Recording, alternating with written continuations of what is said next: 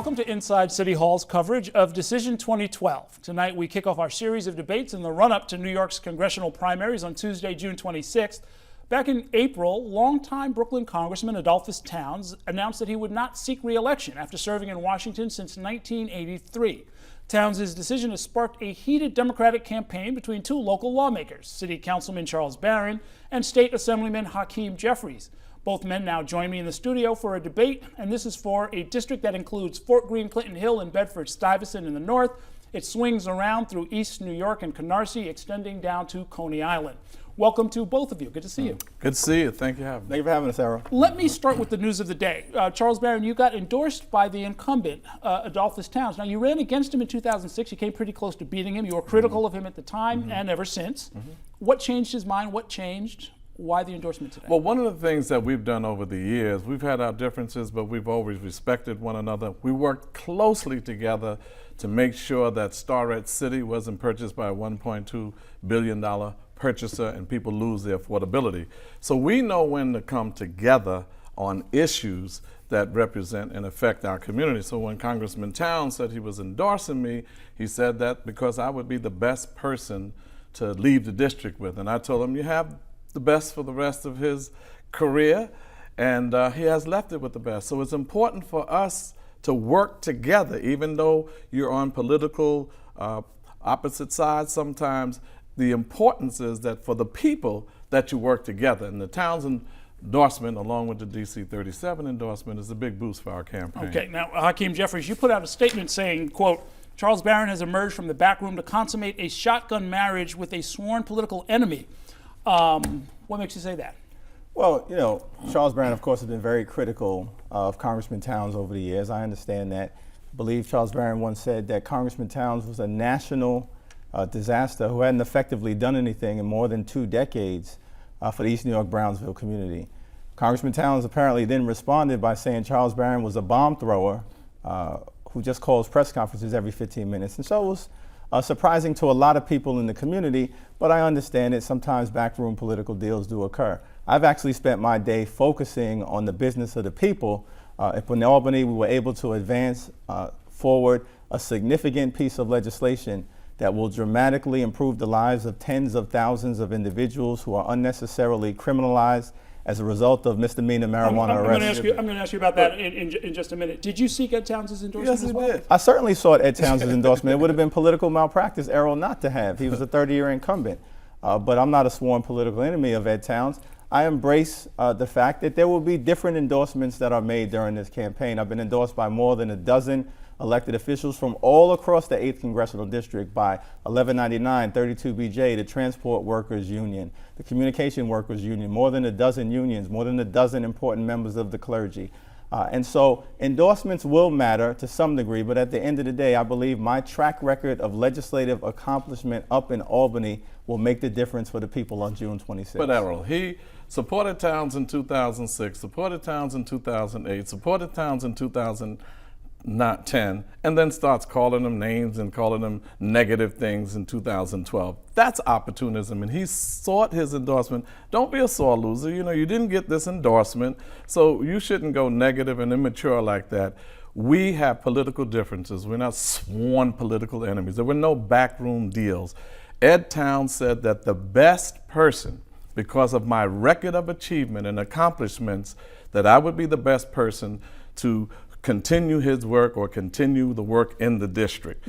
And he spoke to Mr. Jeffries, spoke to myself, and for him, Ed Towns, to choose somebody that was against him for all of these years, as opposed to somebody that was with him for all these years, shows that Mr. Towns was objective and said that he is going to choose the one that has the best accomplishments. We've been out there for many more years. He's only been out there 5 years. We've been out there for many years on every issue you could imagine. They even called me to come to issues in his district, by the way, which I won in 2006, and he was with Mr. Towns then. So we're talking about a person who sat back, looked at both the records, and we got the endorsement. I didn't say that when 1199 and others went with him.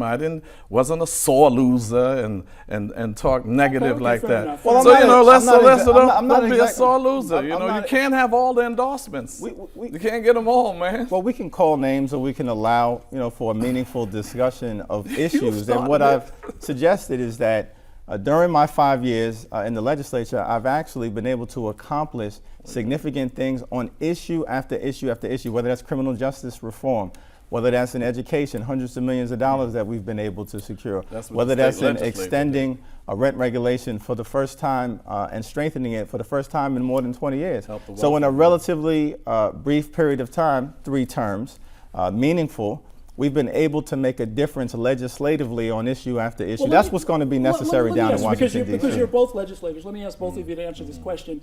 Talk about a law that you got passed that you are especially proud of, and a signature law. Everybody votes for the budget, right? Everybody votes for school aid. And I tell other kind of everybody things. about legislation. When you're fighting the speaker, like I do, because I'm unafraid, unlike my opponent, when you're not going along to get along, you're not going to see my name in front of legislation as the prime sponsor.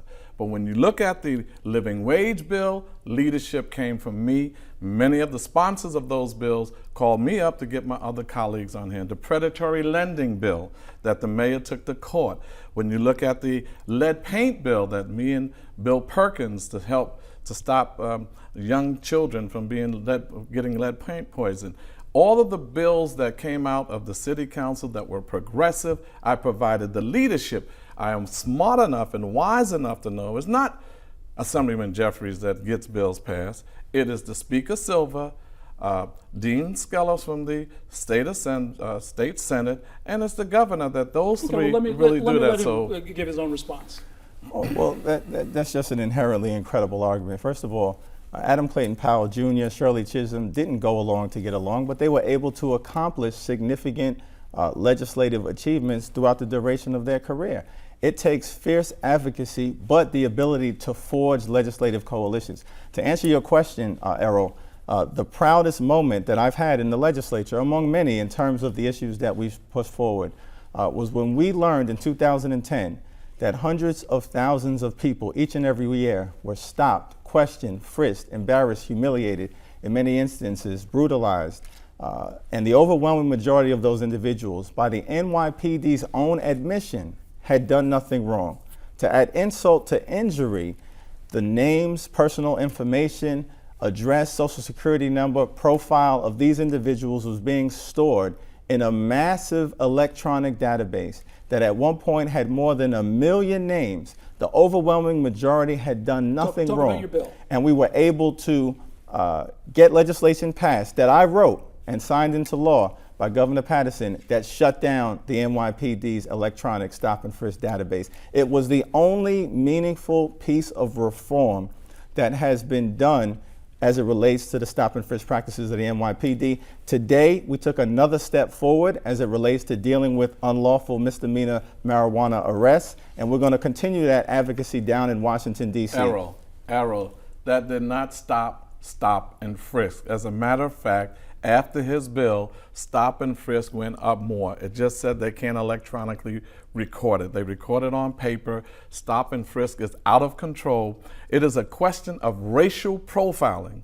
That's the extension of stop and frisk. Racial profiling, I've been out there for decades on that issue. It's because of our movements that stop and frisk is even being spoken about. So when he comes in an opportunistic way to say, I'm going to stop the recording of it, it did not stop and frisk.